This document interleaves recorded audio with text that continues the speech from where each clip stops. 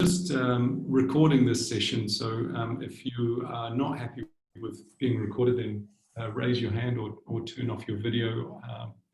Otherwise, this is being recorded to the Isaac Newton Institute cloud.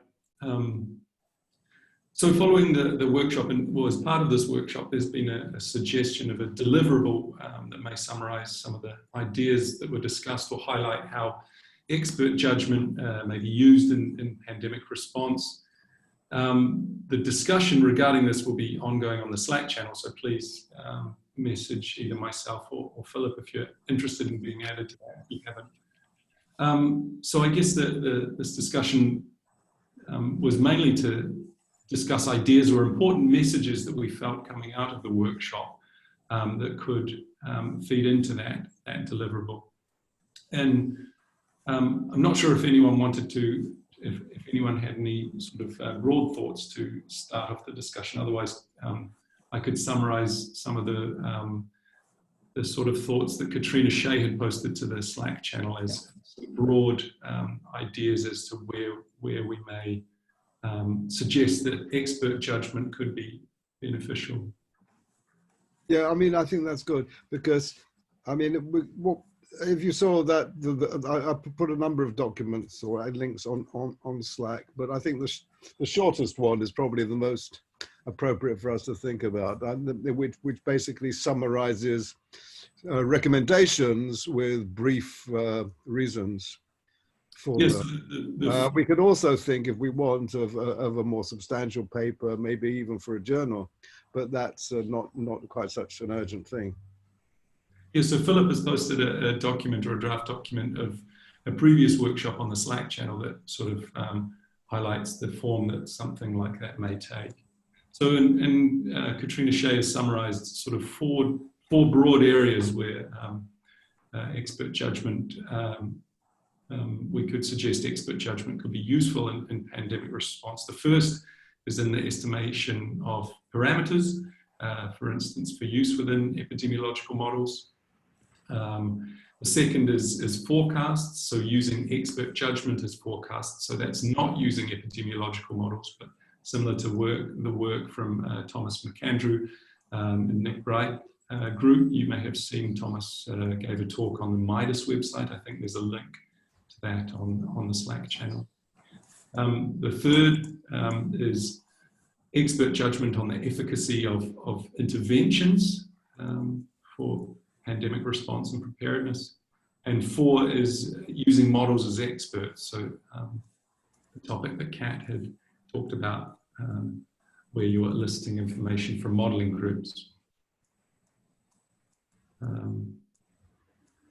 So one of the questions that Kat had raised were examples of the third of these in human health. So whether there were examples that where these have been estimated, that the relative efficacy of different interventions have been estimated using expert judgment in the context of human health. I don't know if anyone knew of examples of that. I mean, I'm more familiar with the expert elicitation in the context of natural resource management, biodiversity conservation, and there's definitely examples there where, Marissa, I'm sure you could speak to that. But yeah, curious about examples in human health.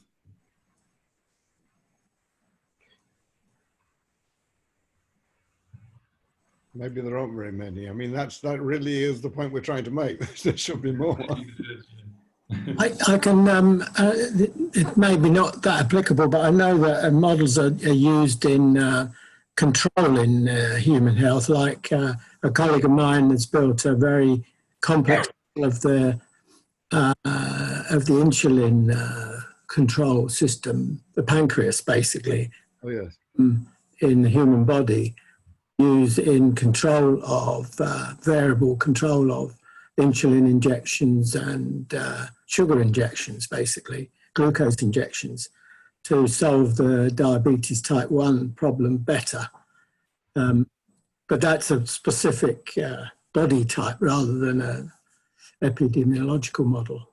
But that has been used, and it was a very complex model and showed up all sorts of problems, including things like the variability of the model, the variability of the gain of the interventions. And Brian, thanks, Brian. Was that using expert judgment? It wasn't. No, it was using almost response models from first principles, looking at how the pancreas works, and then looking at the gains through the various channels. I mean, it obviously did have experts in of the pancreas and the insulin problem, diabetes problem anyway, but it wasn't built using, a number of experts and synthesizing the models from their judgments. Mm-hmm. I mean, one of the points about that kind of thing is that there's well, I don't know how good, but a better understanding of the actual inner workings of the pancreas than we probably have of the spread of an epidemic. Yes. So, I mean, so you can think about, because you know more about this, what's inside the box, as it were, you can say what would happen if you intervened in a certain way. Yeah. And one of the problems we have, of course, is we're much less sure about what would be the response to any intervention we might make, because we don't really know how the system works that well. One of the, but we have the experts who can make their best assessments of it. Yep. Yeah, my feeling, one of the things I feel the sort of the low-hanging fruit here is assessing parameter uncertainty. That instead of just what people do mostly now is choose a ballpark figure and stick with it, maybe a tiny bit of sensitivity analysis for whereas what we're talking about is taking that uncertainty seriously and seeing how it feeds through assumptions. What was that Cat's point A, I think. Yeah, similar to that. Yeah, no. My experience from control says that one of the things about uncertainty is that if you do have a feedback system, and we do obviously via the testing and everything, then you can reduce the amount of uncertainty obviously via the feedback. It continuously adjusts for uncertainty. And that's sort of my argument for a systematic approach, whether it's via experts and expert ways of getting consensuses, like some of the presentations were, like Kevin's, I think, presentation was about, or through a model-based control system. You get better and better because of the feedback if you do it systematically. I mean, one of the things which I mean you were emphasizing, which is, and others too, which is very important, is how controlling delays in the system. Yes, yeah, that's the other. The delay between intervention and feedback from response is hard to handle.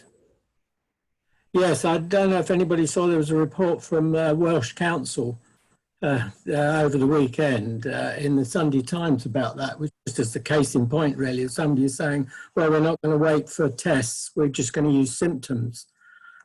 Therefore, they got about a week less delay in their control system. It was obviously an open loop control system, not a formal closed loop one. Of course, you can't have that. But basically, they attribute their very low incidence to that intervention rather than waiting. So I think that was a point I think I raised, or trying to raise today, is there a way of speeding up expert judgments? And because that would be very a good thing in this situation. Because if you look at it now, it's probably 3 weeks at a doubling time of every 3 days that people think for a new outbreak. That's 128 cases before you know about it. If you can get that down to a week before you're pretty sure of a signal, then you've only got maybe four to eight cases. Yeah. So I think it's very important to put the speed thing or the delay thing in the debate about expert judgments. I mean, I think a lot of the discussions we've been having about expert judges have almost been one-off, that you sort of start at time zero and think very hard and get your experts together and amalgamate them or whatever about your uncertainty. What you're saying, which I think is also vital, is responding to feedback and changing, and doing so with speed being of the essence, not necessarily waiting for perfect information, but nevertheless, we get information, we can update our uncertainties appropriately and yeah, choose our interventions on that basis as well. I mean, what do people have to say about this whole expert judgment technology and its interaction with new data as it comes in? I mean, one question is about these sort of particular things. What I'd like to know better about, which is, the effective intervention and so on, as to whether you're doing best to look at them locally or globally. I mean, the global level, I think there are some papers, I haven't taken them in, on which look very broad brush at comparison between different countries which have had different strategies, and try from that to deduce. If you have country A and country B, which are similar in all respects, except that country A has been wearing face masks and country B hasn't, then you can perhaps do something on the efficacy of face masks. Or alternatively, of course, you might have some much more local either data gathering or experiment on the efficacy of face masks. And similarly, I mean, with contact tracing, I mean, the point that Brian's just referred to, I mean, I think, as soon as you look at the idea of contact tracing as a way of trying to control the epidemic, it ought to be obvious to you that there's a trade-off between sort of accuracy and speed. You may do better to lock up 10 people of whom it then turns out only one actually had the disease than to wait until you know which ones have the disease and then isolate them. So you can do.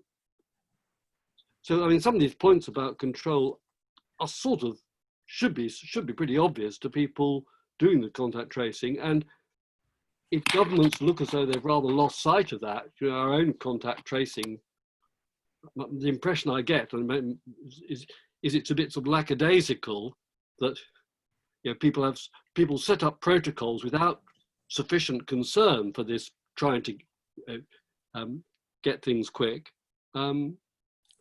It's more a matter for changing attitudes of bureaucracy than science.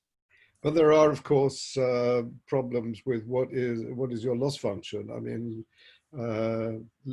getting a lot of people to self-isolate for 2 weeks on a regular basis when maybe they didn't need to is always a bit of a downside as well.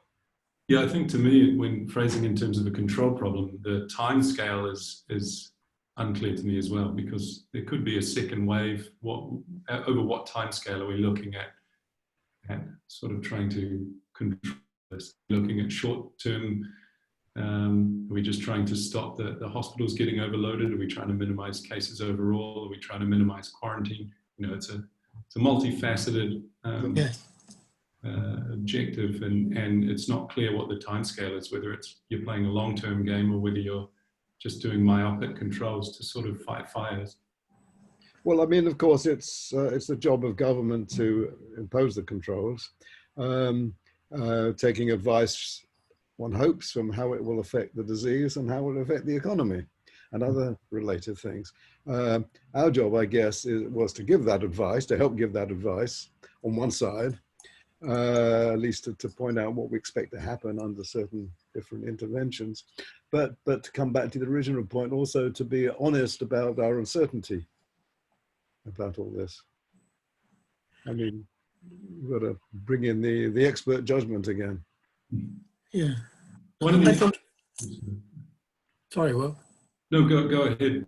Well, I think it is both short-term and long-term, in the sense that if you could do it with a proper feedback control system, you'd have the economic constraints in there and the economic modelling in there as well, you know, a proper economic objective function. And that would give you, the control system would take all of the models into account, its models updated by real measurements, and come up with an optimized move plan for all of the levers that you've got, which, you know, in a process plant would be valves and pumps and things like that. But obviously we're constrained with the human population, but you've got a number of levers, obviously travel, school lockdowns, social distancing, and they all have a different impact on the economy. And if you can have that response as well in time and gain, then the control system or a group of experts ought to be able to come and say, well, actually, you need a move plan that looks like this. You move these levers slowly now, and you move this lever in big jerks, you know, when this happens, or in 2 weeks' time. And you should be able to come up with an optimized move plan based on the best data that says, I minimize the impact medium and long term on the economy, but I keep within the constraints that I've set for health, numbers of hospitalizations or whatever. But Brian, how much of this relies on a pretty detailed understanding of how responses will come about when we make interventions? And how much is it applicable to cases where we're pretty uncertain about that and are trying to go along? Yeah, that obviously needs to be further worked on. But my general point is that because you've got feedback in there, you can adjust it. So, you know, the models will be the gains and the time delays in the response models that you would use be adjusted on the basis of feedback and changes in the situation for whatever reason. So, and therefore they don't necessarily have to be that accurate, and we should be able to get them eventually, like you mentioned, I thought somebody mentioned, you know, from the data that's coming in from different countries and in particular in the States, from different states. So they're all doing things slightly differently, and there's people capturing all that data, then we should be able to look at a response model or an intervention response model for each of the types of interventions. And there will be quite a lot of uncertainty in that, obviously, but it might be better than not having that and doing it, for, you know, having a control system that takes that into account. Right, so it's a big spike. Yeah, one thing we should think quite seriously about then is, I mean, the intersection, as it were, between this discussion group, which is focused on expert judgment, and your program, which is focused on control theory. I mean, they're related. They have somewhat distinct aims, but they've got a lot in common as well. There's a nice Venn diagram of overlapping circles, I think. Yes. I think we want to. So one question I raised early on was with you, Brian, was would it or would it not make sense to try and bring out a document which sort of combined the two problem areas, or would that dilute both of them? Yeah, I think I said in my email, I think it's that you could argue that why don't you have one of the experts, as Katrina said, I think, you know, one of the experts could be a model or a control system, similar concept. And you could judge that along with the expert opinions as well, and have it as another expert sort of thing, and give it a different confidence limit maybe, and see if it affects the final outcome. So would it work if, I mean, we had, so we suppose we're not very sure about the input-output structure of the disease and the economy and all the rest of it, not less so than we are about the pancreas, but we have a number of different suggested models for how that works. Then we could treat them as experts along the lines Katrina does, and maybe weight them as we get data and help. So having multiple models for control might be better than just having a simple or a single model. What do you think? Yeah. Yeah, I think so. And certainly you were having different models for some of the things, especially I think for the observation problem. I think we need, that was the other point I was trying to make, is that I think you could have different models for the observation. In other words, how you measure where the process is, for either for a single cohort or for the whole population, or both, obviously. And you say, well, I'm measuring it in 3 or 4 different ways. I'm using an app, I'm using sewage detection for the proteins, I'm doing contact tracing. Some of them are longer than others, you put in all the confidence limits you think they are, and you come up with a better estimate with a better confidence limit. That's a thing we do very often in process control. We use fairly simple systems to do it, data reconciliation, using the tolerances of every measurement. Sometimes we have 5 or 6 ways of measuring things. For instance, you know, you might have a complicated process plant and you're trying to measure a couple of very significant parameters that you're trying to control, because they're economic, but it could be safety. And you, what you do is you have a direct measurement, and you might have a measurement that has to go to a lab and comes back 3 weeks later or a couple of hours later, but is more accurate. You have an instant measurement that is based on a proxy, like a couple of temperatures. And you have other measurements based on a heat balance that you're doing around the unit and a mass balance. And you take all of these measurements together with their known confidence limits and come up with a new measurement that has narrower confidence limits. And I think I sort of think a certain way, not the way epidemiologists think and mathematicians and statisticians think. So I may be a bit naive, if you like, but I can't see why we couldn't do that with this COVID disease and have multiple ways of measuring it and come up with one measurement, but do it systematically, not, you know, with the help of experts, but some system in there that you can adjust if it's wrong with feedback. Does that make sense to everybody? Yes. I've talked about it to, you know, people who are not control engineers, so. Phil, could I apologise, I was a bit late arriving and missed Brian's earlier point, but he did mention, I think, delays in doing expert elicitations.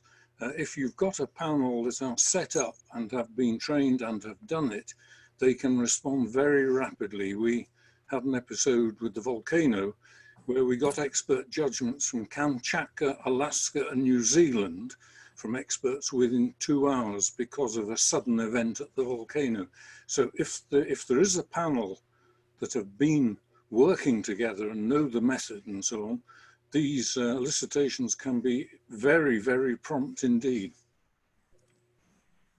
You know, that could be absolutely vital in this pandemic. I mean, I think that should be done, or that message should get through, that they need the, obviously it's similar experts working together, but what I've seen from the output of the SPI, it seems to be a bit slow. and it's going through other stages of verification by the looks of it, but I'm not sure because I'm not right in there. But that would be very good if we could get that delay down to you know, a couple of hours when the new data comes in, or you know, not a week anyway, when after every sort of measurement cycle. That would be very important, I think. Your point, Brian, earlier was the same with the volcano. We can't wait for perfect data and you know, accurate data. Decisions have to be made. Yeah, yeah, yeah. I think that is my point. Yeah. I can maybe add a little bit to this discussion, and Will might want to jump in, and maybe Marissa too. But we actually study. My background is in natural resource management as well, so forgive me if I'm a bit naive on some of the medical stuff. But I think we study a process called adaptive management, which is effectively what we're talking about here. We deal with not a lot of data, and so we're often leaning back on experts. And so we use a process, an optimal control process, really called a partially observable Markov decision process, which is called adaptive management in our world. And we kind of treat experts as models, and over time, the theory is that we should be able to learn which experts are correct as a way of kind of avoiding extinction. But in our world, feedback's super slow, and so we've got quite advanced theory, which is matched up with some of the AI literature on reinforcement learning and things. But our world is, and we have slow feedback. Whereas I think in this world, there's potential to have much faster feedback and actually use this in a much more effective manner. So I don't know, that's a point for discussion. I'm not fully across where you guys are at, but thought I'd throw it in there as an idea for prompting further discussion. Yeah, sounds interesting. Is there a link you can give us where we can understand a bit more about your approach to adaptive management? Sure, I can send some papers through, or I'll put it on Slack. Links on Slack. Thanks very much, Sam. Excuse me a moment. Sam, can you describe a little bit more how multiple models feed into the approach you're using? So we have, like you've been talking about, we use different estimates of ways of different types of uncertainty. We have different ways of treating them. The one I'm most familiar with is one we call model uncertainty. And so effectively you have competing discrete hypotheses of how the world works, which means that you have to kind of guess. The way we've done it, you have to kind of guess that one of the models is true, which of course isn't probably never going to be the case that you have a true model. But the idea is that in a decision, you actually don't need to know which exactly what the best model is. You just need to know which decision is the best decision to take. So we try to learn which of those models is true. And there's a Bayesian belief update step in the PUMDP of that in the mathematics, which means as you take a decision, you get feedback, and that then leads to positive or negative reinforcement of the decision of the model. Sorry, as you use it. If you had a link, it would be great. We could add it to the Slack. Yeah, I'm happy to send some papers and links. I'll pull something together. Great. Yeah, that would help. One of the questions I had to those running these elicitations was something that strikes me about COVID, and maybe you disagree, but it seems like the experts sort of have some kind of acute self-interest in the intervention if they're estimating the efficacy of different interventions. It depends on cultural background and you know the age, because COVID is very age specific.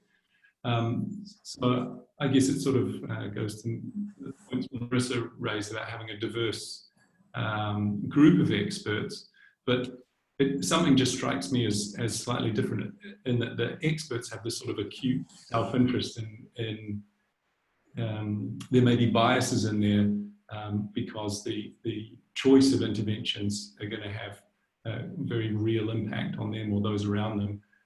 I mean, of course, you know, the impact of a volcanic eruption is quite large, but it just strikes me as slightly different because it's sort of it's happening to them personally. I'm not sure how you control for those sort of biases or if that's an issue. So you have to have a very young set of experts as well as an old set of experts. Probably. The same is true of the modelers, of course, as well. Yes. Modelers also have skin in the game. So there's no one who's independent here. It is a valid point, Will, because I did an elicitation in Canada on XMRV. You may or may not recall a somewhat notorious episode with a science paper. Two of the international panel, I learned after the elicitation, had already filed patents for testing for XMRV, so they were not completely unbiased judges, but there were 13 or 14 on the panel, so they didn't outweigh the others. Mhm. I suppose you could explicitly record biases in the sense of, you know, affiliations and funding in your model with some sort of effect that would have on the confidence limits, would skew them, I guess, one way or the other. So most expert judgment studies will record all the interests of all the experts. Okay. But they won't be used in order to change any numbers. They'll just be recorded so that everything's above board and sort of Yes. be checked and assessed, and people can see any conflicts of interest anyone has. Yeah. We tend to be more worried about the biases that the experts don't know they have than the biases that you could sort of I know. Yes. that you can actually assess and write down. It's all the sort of psychological biases and things that we tend to really be worried about, which is why the IDEA protocol sort of is developed the way it is and things like that. Yes. The other thing, Brian, with the Cook classical model approach, individual experts' confidences aren't elicited. They are calibrated on empirical questions and tested in that way independently. So we don't ask them to provide their own confidence in their judgment. We measure it. Oh, you measure it. Okay. Yes, I think I do remember hearing about that. But there are different flavours, different ways of skinning the cat. Yeah. But so you could actually use those measured confidence, you do use those measured confidence limits to alter the, you know, the outcome of a set of, it's my understanding, a set of experts. So if two of them vote, one has a confidence limit and it overlaps with the other confidence limit, and they're both, and their estimate comes in the middle somewhere, you can get a better... Yeah, it's a bit more subtle than that and mathematical. Yeah. It's you know, combination of measuring statistical accuracy and their information component, and the two are put together in a combination score. So it is quite a bit more subtle than just sort of averaging two experts together. Yeah. Do your, Willie, where you have the same lot of experts over a period, do you have did you formally consider the feedback to the experts with a view to them, you know, particularly I'm thinking of the context of the epidemic context where people are using models to make their estimates. I mean, do you have feedback? Because, you know, it might be the case as you go along that you've got, say, 3 lots of modelers who are all doing reasonably well, but if you look at what they're doing, you can put your finger that one of them is not doing as well as they could because they're not looking at social distancing, let's say. Another is not doing as well as they could because they're not considering the variability in the number of people that one individual infects. And a third one is actually doing very well in all those things, but just suffers from terrible overconfidence and keeps on giving too narrow limits. So, you know, if you could give these people feedback, they might all be able to adjust and improve their models. Their models might still be different, but they could all be improved. Yeah, that's in principle, that's feasible, and it's not quite so easy to diagnose why expert one's model isn't doing so well if we're using just his judgments. you know, of uncertainties rather than actually analysing the models as experts. That's not an area I've any experience in, but you know, when it comes to feedback to experts, Steve and I don't always agree on this, because we recalibrated the volcano experts over 20 years 2 or 3 times. Very few of them were able to change their spots in terms of ability to judge uncertainty. 1 or 2 improved, 1 or 2 got worse as they got older. But by and large, under Cook's algorithm, it is a difficult thing to change your thinking when you're balancing, I want to be accurate and I want to be informative, but I get penalised if I miss the target. So it's quite subtle stuff, and I'm not sure how exactly one would identify the cause of one expert's inputs being weaker than others. I mean, if they're being scored on their performance, I mean, it really doesn't matter why they're behaving badly, but if they're motivated to improve their scores, doesn't that help? Well, I've yet to see any real evidence that you can actually teach yourself, or somehow, the thing about this, according to the mathematicians, it's asymptotic proper scoring rules. You can't actually game this system, this method. So your best judgment is your best judgment. Yeah. Well, your best judgment might be affected if this your loss function, whatever it is, was actually money subtracted from your pay packet. Oh well, I've tried that, but nobody buys into that suggestion. Yeah, I think I'll have to put Steve Sparks here. I'm sorry, my name comes up as GRRSJS, and I've failed to find a way of changing it. So apologies for that. But I mean, it does seem to me that I've always felt that, as I say, it is a point of disagreement with Willie that if a more effort is put into training people in their judgment of uncertainty, that would pay dividends. I'm not sure we've put as much effort into that aspect as we might have. So I'm sort of rather on the side that people can be trained to get better at this. But Willie and I will continue to disagree offline. The interesting thing about the classical method, of course, is because it's an asymptotically proper scoring rule.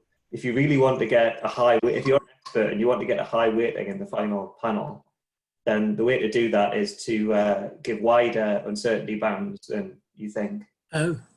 So if you give very wide uncertainty bounds, you're more likely to get a higher weight because it's asymptotically proper for the finite number C question. Yeah, but you're not going to get a higher weight than somebody who's more informative and just as statistically accurate, and you're going to be penalised for being uninformative. Absolutely, but most experts, as we've seen, give far too narrow intervals. And so just increasing the width of your interval a bit will typically increase your final weighting in the classical method.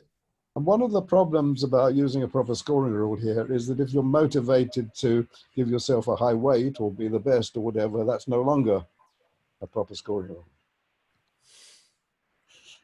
Well, my experience in this, Phil, is that once genuine experts in a specialist field understand it's a tool to arrive at what Roger calls a rational consensus amongst them, very few of them are actually bothered how they themselves have performed. I've calibrated maybe 500 professional experts over the years.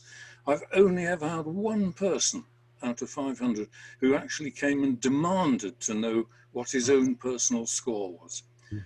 So long as they can accept that this is a tool for giving a snapshot of judgments for a problem owner in urgent circumstances, most of them are happy to go along with it once they understand how it works and so on. As I say, only one person ever demanded to know what his own personal weight and score was in a group.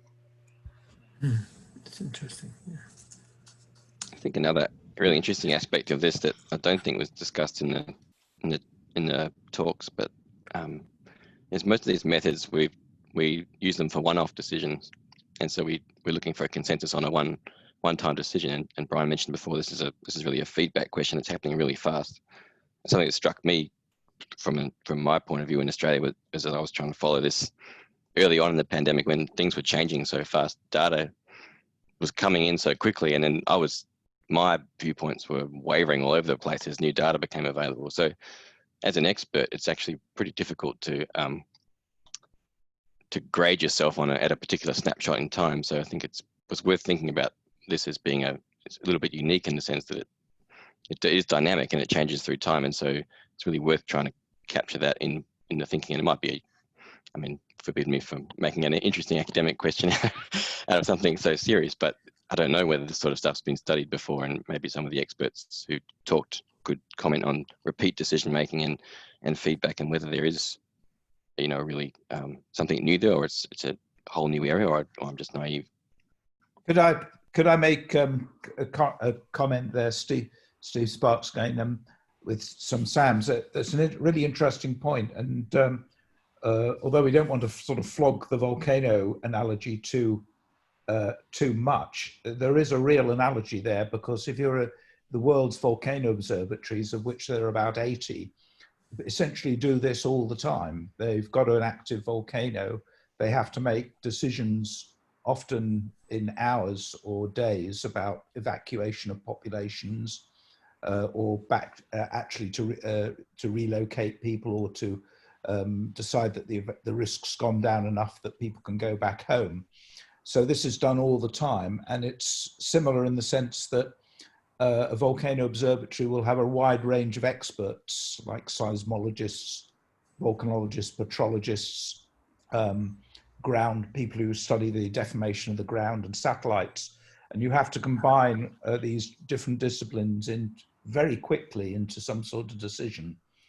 And so the sort of methods that Willie's been described, and others have become, in the last 15, 20 years, have become really, they're becoming like standard practice.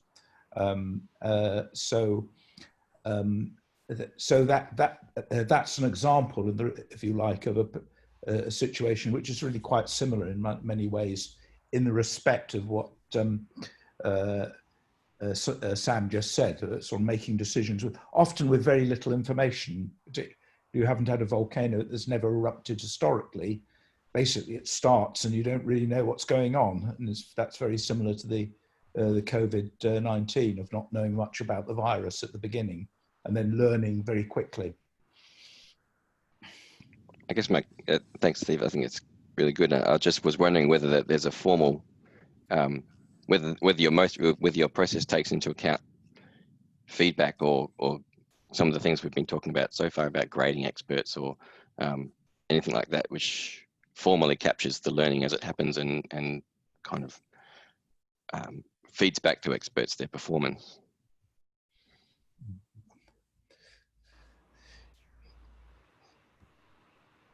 Yes, I think that comes back to the point we were discussing before, doesn't it? Of the extent to which there's a sort of feedback and training about the experts. I mean, one thing certainly a volcano setting, observatory setting, I know this because I'm very familiar with what happens in New Zealand when they deal with their volcanoes, is their staff. They have expert groups which do this basically every week.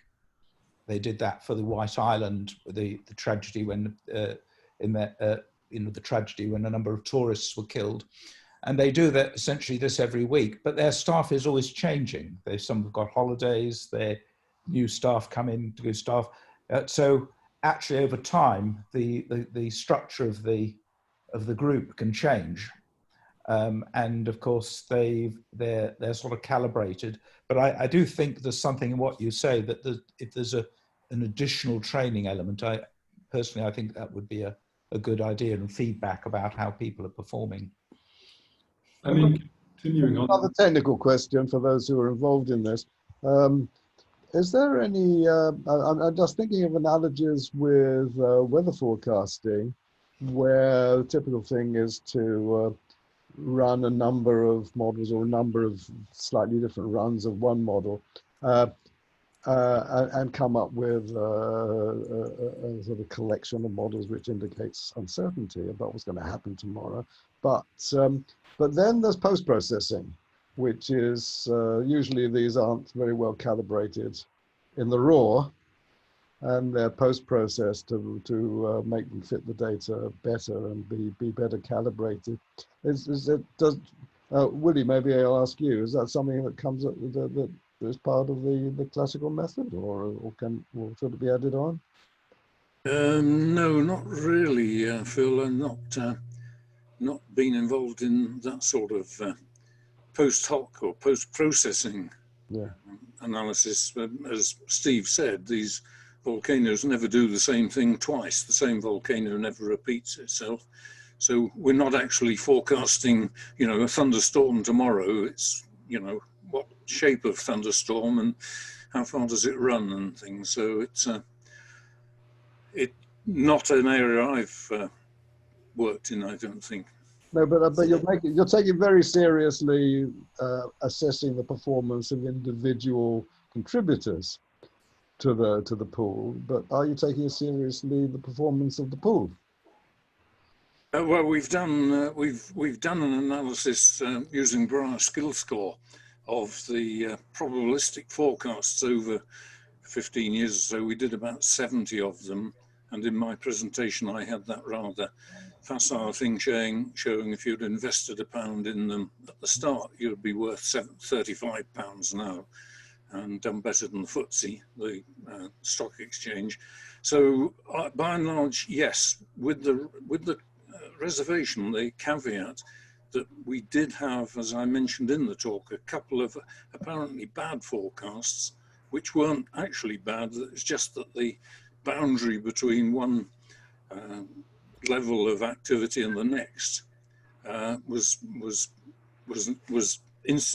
sharp and should have been a smooth, sort of sigmoid curve or something like that. So we could have improved. But by and large, the group did perform pretty well, in terms of forecast skill. So there are, of course, other mathematical techniques to aggregate expert judgments, and some of those are based on Bayes' theorem. So essentially, your expert judgments come in the likelihood, and you imagine a decision maker who has a prior, and you update their prior with the expert judgments. And in some of those approaches, if you see that an expert is really quite good but always overestimates slightly, there are calibration steps. Yeah. You actually scale down the expert judgments.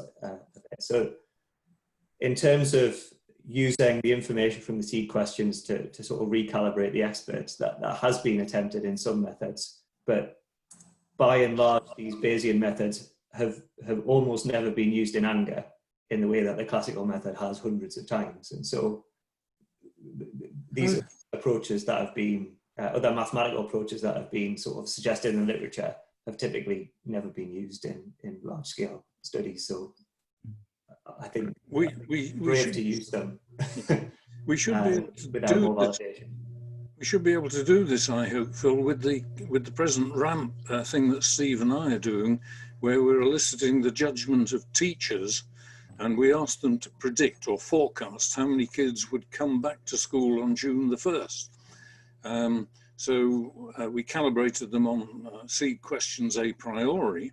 We can recalibrate them now once we get the actual data back on how many kids did turn up in their schools. Yes, so that would be interesting to see the outcome of that, if you're going to do that. You're planning to do that? We're planning to look at it, yes. See how well the yes. I mean, that's got to be the key to all of these interventions. Obviously, in particular school ones, it's very sensitive, and, from the point of view of kids' education, etc. But all the others as well. It should be. We should be able to get the expert opinion of, what will happen if you release transport or release gatherings up to a certain size, presumably expert opinion is in there somewhere saying, yeah, well, if you do that, you know, this will happen. And we should be able to calibrate those judgments as well with feedback. Has that not been done for the Cheltenham Festival and the Liverpool Yeah. football match? Should have been, yes. Yeah, definitely. Actually, I mean, Philip, I just wondered if a slight shift in subject. I wanted to, while we have Will here on the call, Will Probert, it'd be quite nice to get his view, and indeed any other epidemiologists on the panel, where you think these sorts of techniques might be best applied in developing the epidemiological models. And I just sort of add on just a sort of remark that it seems to me one of the issues for these models is what sort of contact data one uses as inputs into the models, often based on social surveys or mobility surveys of one kind, where you've essentially got a proxy. And something I'm beginning to learn is that often the inputs will be different kinds of contact data or different proxies which have got different characteristics. And I bet there seems to be an awful lot of feasible uncertainty in those proxies. Will, would you, I'd be interested in your thoughts there. So in terms of where contact data comes from, I mean, typically it depends on the model. With the models that we have, they're individual-based models, so you're modeling contact networks, and that data is from a range of studies looking at, I mean, there's a lot of definitions of what's epidemiologically meaningful contact. PHE has it as within 2 meters for 15 minutes, something along those lines. And there's a range of studies that have looked at that. I can forward those to you. There's one big one by Song in 2008.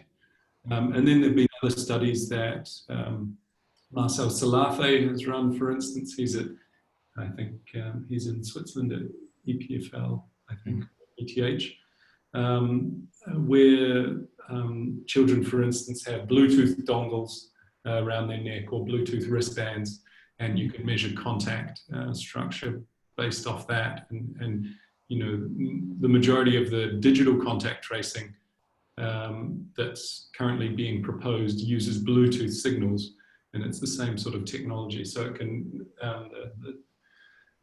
devices sort of have what's called a Bluetooth handshake, and they can, there's a strength of signals, so it determines how long they've been in contact. And you can have some threshold for when that's epidemiologically meaningful, for instance. So, well, thanks very much. I'd really appreciate those. But just coming back to the sort of more general question of, do you see these sorts of techniques we've been discussing as, where would you start to see them playing a role? Yeah, I think the sort of 4 main areas that Kat outlined, I think, are where, for me, they seem very useful in all the situations that have sort of been described in the early stages where the data is sparse, in the parameter uncertainty and model structure uncertainty, in those questions. And I'm not fully clear on how expert judgment leads into structural uncertainty. We've sort of touched on that in terms of model structure. Yeah, and then and sort of following up Sam's point as well in terms of what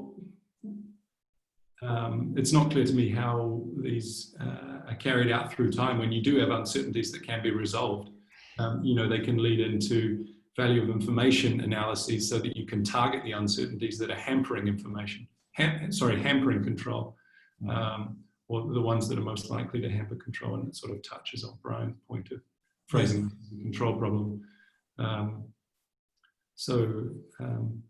Yeah, I think from my point of view, I think the most exciting area where it can help is just in quantifying the uncertainties regarding interventions.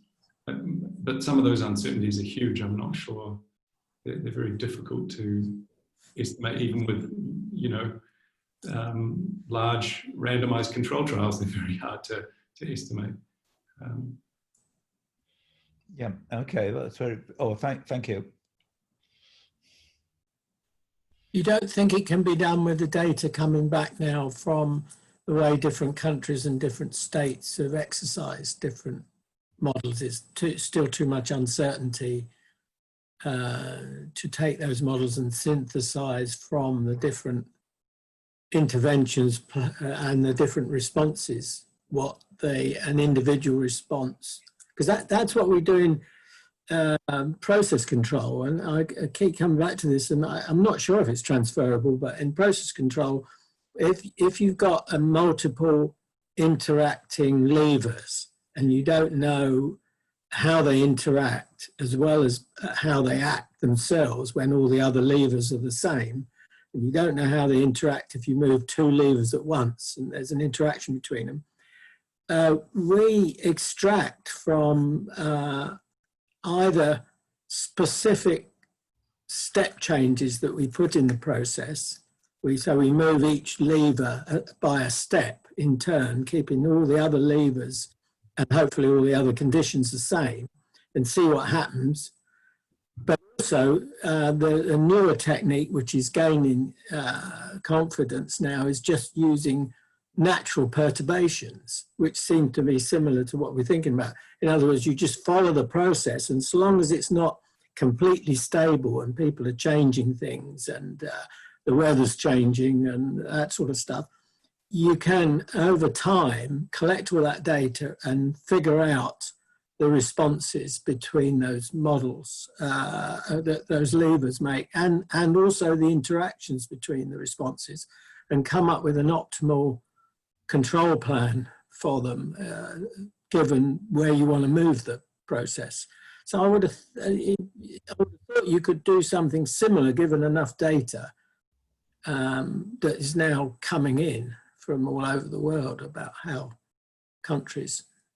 Isn't the problem with that in your context, I think, it's more like the sort of situation that in statistics we would have some sort of factorial experiment, and you change different things, and you get the overall, you hope to tease out the overall effects and interactions and so on by that means. But you've got one system that you're experimenting on that's sort of fixed, and then you pull your levers.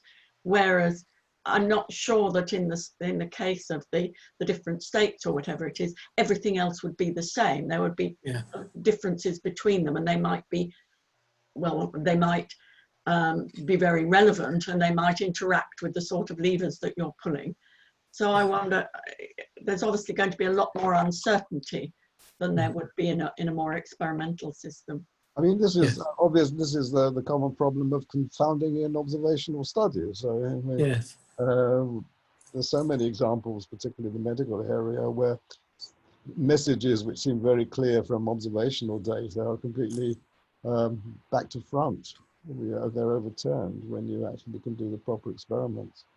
Yeah, Brian, with the expert elicitation, we're at the sharp end here, but in the elicitation we did on ice sheet melting due to, and sea level rise due to global warming, we did elicit from those glaciology experts correlations between processes where those are not yet established from observation. So we actually asked them, if this process is at its 50 percentile, its median level, what's the probability this other process will be? Or in the case of the ice sheets, if this happens in the Greenland ice sheet, what's the probability this will happen in the Antarctic ice sheet? And we've doubled up on that by both eliciting correlations at the median level and correlations at the tail end, at the 95th percentile. That has been published. I must say, a lot of it went over the head of the reviewers and a lot of readers, and much of it's in the supplementary information, not in the main paper on that. But that is, pretty stated out. That would set up a framework for which you then say, well, now we've collected this data, the correlation between process 1 and process 2, should be 0.65 rather than 0.75 or whatever, and it can be updated. But we can start with experts and configure a framework against which observations can then be used to update. Yeah, I think that would be very important to do. Yeah, I mean, I keep backing on about this. I think it's the feedback that's very important and the speed. I was just bringing up a paper that, before I forget to mention it, there's an interesting paper by an Italian guy, Francesco Casella, early in April, I think, and he did a good analysis of the speed problem or the delay problem and the doubling time. And he came to the conclusion, and that's been reviewed by not formal peer review, but shared with a lot of other control guys, and I think it's correct, where if the total feedback loop delay in a system, in the COVID system, but any system really, that's exponential in its initial phase, is less than half the doubling time, then it's stable. If it's more than half the doubling time, it's completely unstable from the control point of view. And, that means that the control engineer would just say, shut the system down, open the loop, don't attempt to measure anything, just put, in this case, a complete lockdown, which is what eventually happened, of course. But it's just a test, and it emphasizes the fact that the feedback loop delay is absolutely critical when you've got a doubling time of 3 to 5 days. You need to have a feedback loop to control it of a day or half a day. And you can't do that, so you have to just say, okay, what's the biggest set of levers we can do? I just thought I'd share that. I can put the paper on the link if anybody wants it. It's really, Thank you. it's not too much maths, but it's Laplace transforms type of maths.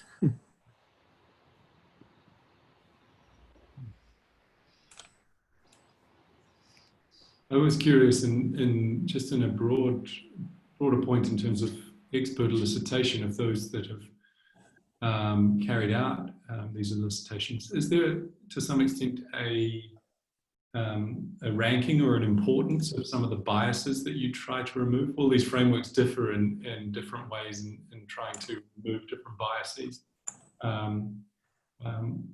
Is there sort of a recognized list of biases that are sort of more important or will influence experts' responses more than others? I think the answer is probably no. Probably overconfidence, or again, the part of the problem is it's very hard to specifically attribute like an error in judgment to a particular bias anyway, and to separate them out. So I think while we can kind of point fingers and say it's probably this bias, it's hard to, definitively state that it was only this bias that caused this particular problem. I guess, again, part of the reason for that is that we haven't done lots and lots of rigorous testing of how people respond and examining their biases generally. I think we say, and then I guess overconfidence we just know is really important because that affects our understanding of the uncertainty, which then has a really big impact on any decision modeling we might do. So I guess we think of, that's the other thing, how much it might impact our ability to, like, thinking within like a value of information framework or something. But yeah, I guess it's the other thing is, yeah, no, there's no ranking basically. At least that would be my perception. Maybe Kevin or Willie have come across other things. No, really, we endeavour to have an elicitation workshop or situation, where external biases or pressures are removed if at all possible. It was bitter experience in Guadeloupe in '76 with seeing scientists arguing with each other on television in public. That made me think there must be a more neutral way of scientists working together, you know, to arrive at a position without, you know, being watched by the media, the public, or politicians. And so that's the way we try and do it, and try and depersonalize it. And in the by doing it confidentially amongst the experts, each expert provides me as a neutral facilitator with their judgments. We try to remove those peer pressures as well. That, you know, the fact that somebody might be a bit reluctant to say something in case he's poo-pooed by Professor X type of situation. So we try and minimize them, can't get rid of them, but we do try and minimize them. It might be worth just slight historical remark here that in, I think, about 2001, Robert May, who's then chief scientific advisor to the government, issued a series of guidelines for the setting up of scientific advisory committees. And it was about the time that both Willie and I set up a committee on Montserrat, of a scientific advisory committee following the May guidelines. And one of the most prominent aspects of those guidelines was that any committee must have a wide diversity of perspectives. So you must cover enough disciplines to address the topic in hand, but also a wide range of views, or if you like, perspective, not necessarily views, but perspectives. So you might want modelers and empiricists and people who are expert in data. I think this came out of my recollection, that came out of foot and mouth, some of the issues between the modelers and the farmers in foot and the vets in foot and mouth, where there was a lot of disagreement. And Bob May, I think, set up his guidelines to do that. So as Marissa said, this won't completely eliminate the possibility of bias, but I think if one did follow the Bob May guidelines of 2001, that would be at least a good step forward. I would say that's probably the single best thing we can do. And just more generally, a lot of the biases, we don't really recognize them until after the fact. And obviously expert judgment is very domain and question specific. So I think kind of the big open question, as Mark would say, in like expert judgment elicitation, is being able to, if we can ever get to a point where we can recognize what's going to be like a hard question, or where there are likely to be systematic biases ahead of time. So obviously most of the time we don't realize all the experts are systematically biased until after the fact.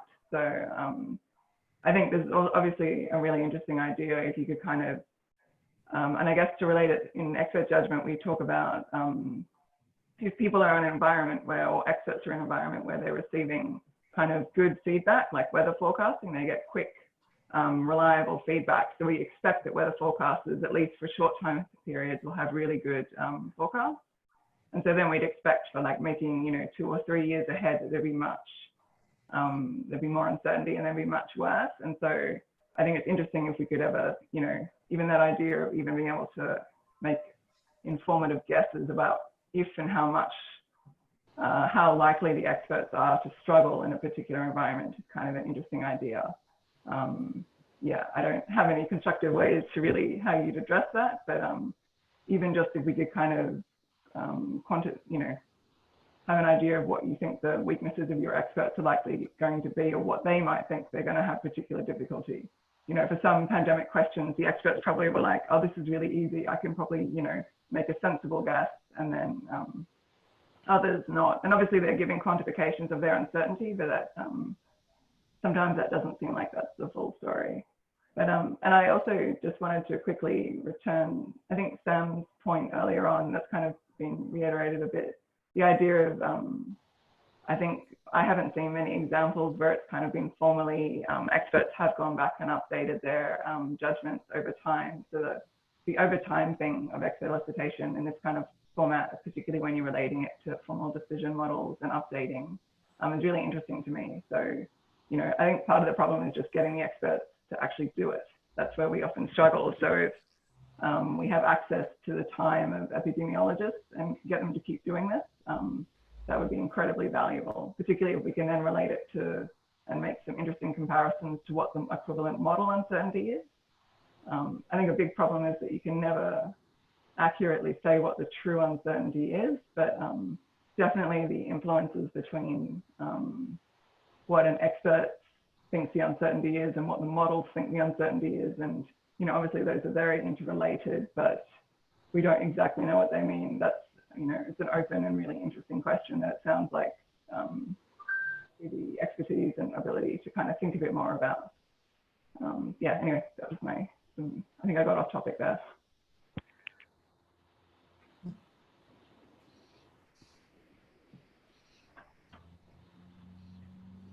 Yeah, interesting points. Thanks, Marissa. Yeah.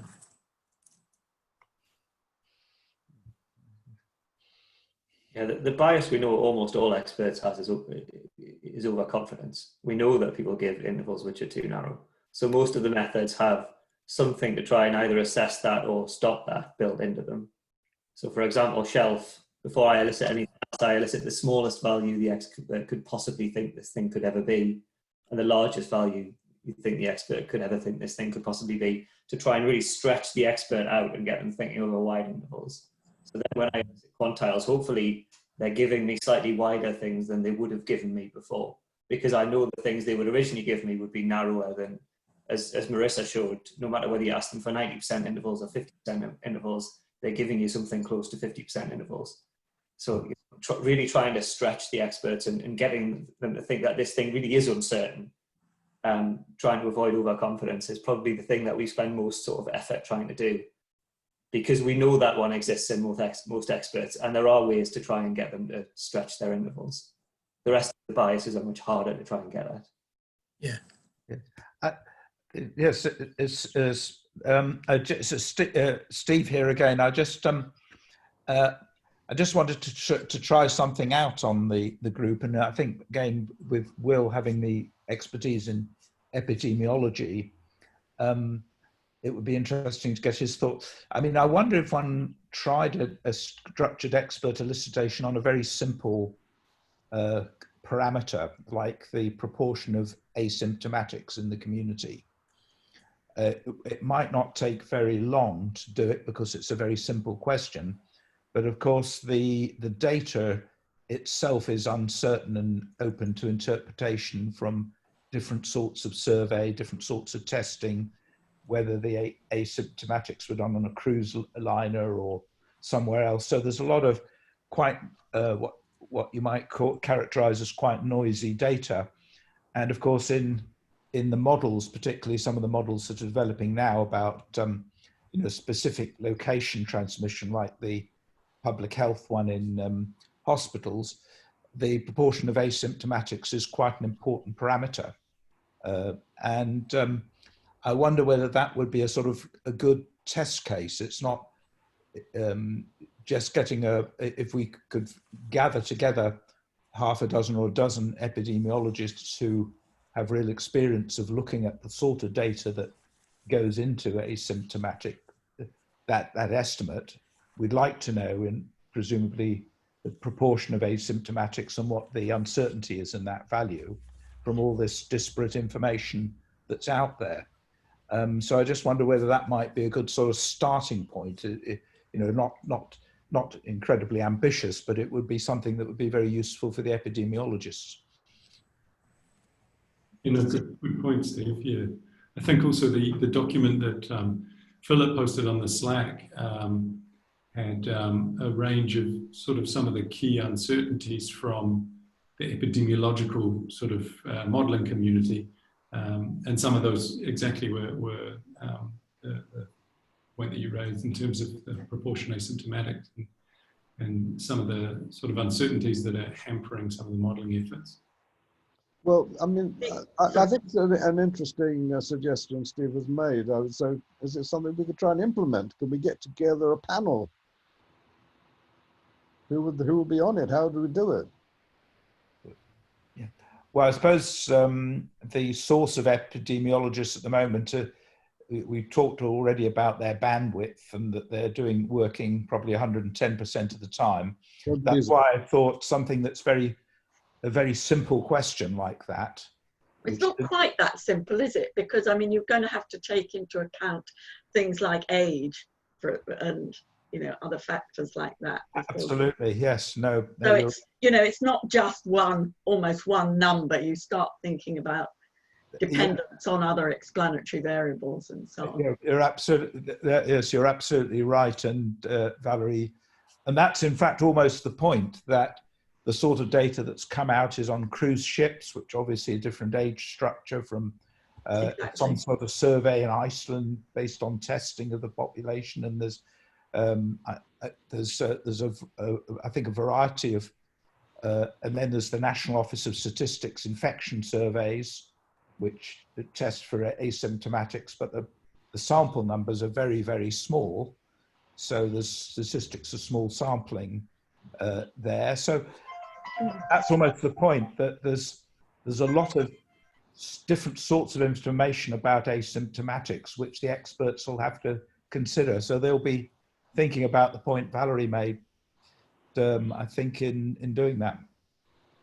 I'd also highlight the talk by Thomas McAndrew on the Midas network that's available online. And in the early weeks of this year, they asked a range of different experts questions regarding epidemiological parameters such as and peak hospitalization and things like this. That's been ongoing. I'm not sure if that's continuing. I think it may have stopped, but I can forward that through. Okay, yes, I think I've got, yeah, thank you.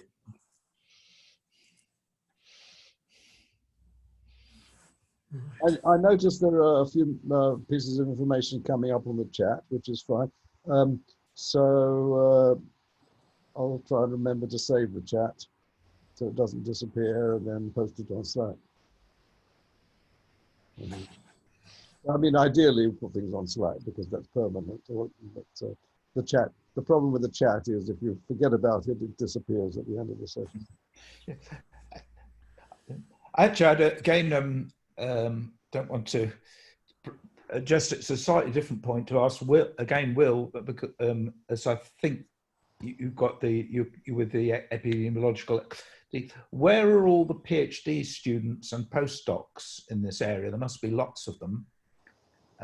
Are they a sort of source of experts rather than like the senior epidemiologists, if you were going to trial something, because they may not be as experienced, but to sort of demonstrate that this is if you like, has value, that might be a source of experts rather than the sort of senior people who are sitting on SPI-M and extraordinarily busy. Yeah, I mean, the PhD students are all over the place where the senior professors are as well, up in in Imperial, at Oxford, Cambridge, and Lancaster, and all over. I think also you need to, I guess the thing that strikes me as well in terms of looking at experts in regards to COVID-19 is that the experts are very, depending on the question you're looking at, they're very diverse. If you're asking about, I wouldn't ask a mathematical modeler about immunological response to a particular, virus. I would ask a virologist or an immunologist. Immunology is a very complex field. So there's depending on the question you're asking, I think that the expert that you would look to, or the graduate student, if you were looking at graduate students, would be very diverse as well. And they may have a clinical background, so they may be on the front line of being called to be on the sort of frontline healthcare workers anyway. Yeah, I think they're there. They're definitely there. They're just if you look at the papers that are coming out, or the impact reports from Imperial, there's a huge number of names on them, and they're not just ones that we see on television. That's right, and I think certainly at least Julia Gog, I know, was using. She set up a sort of an informal channel on Slack to do precisely that, to get information from the graduate students and so on, who've got time to actually scan the world literature on on a particular topic and then on something else. So I think a lot of them are being used, maybe not all, but maybe there's scope for homing in there.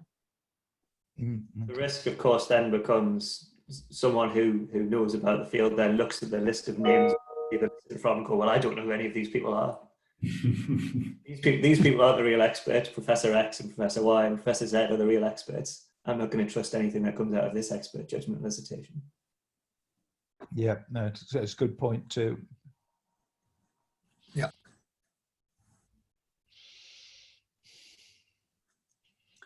We're coming up to 10:30.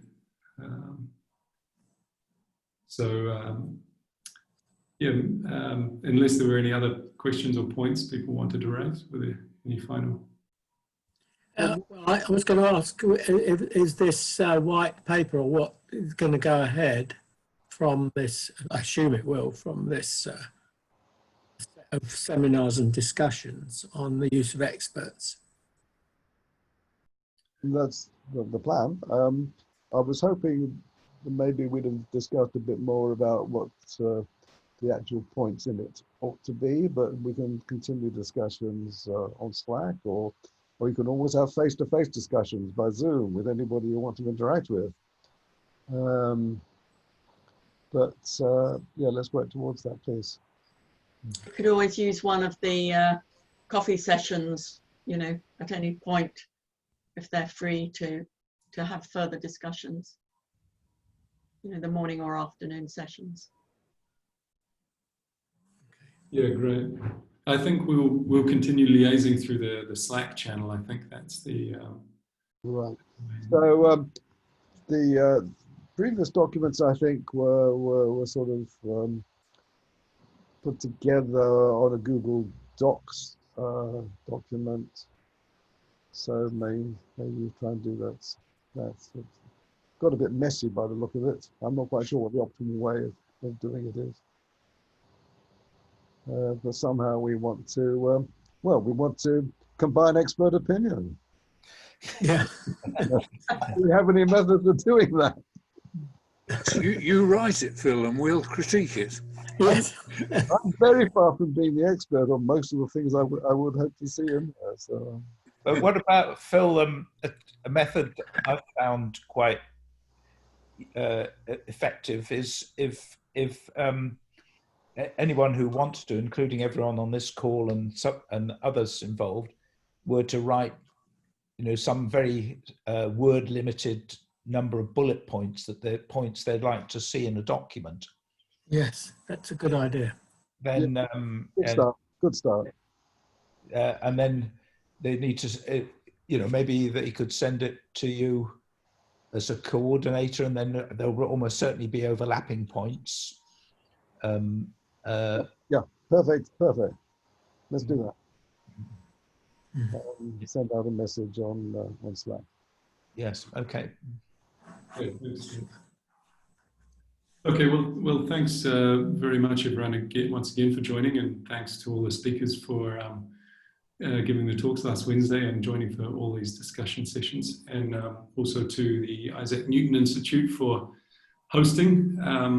Just mention again that this was recorded, so if you have, I assume everyone was all right with it being recorded. It was mentioned at the start, just mentioning it again, so please raise that if you have any problems with it being recorded. Can I add to that? But as I understand from the INI, recordings of discussions will not be put on the public website. So there will be links which are you can access on a need-to-know basis, but not spread too far beyond. Yeah, they're meant for the benefit of participants, but all sorts of constraints otherwise. Great. So thanks again, everyone, and have a great Monday. Yeah. Okay. Thanks, Will. Thanks. Thanks, Will. Thanks, everybody. Thanks, Sam.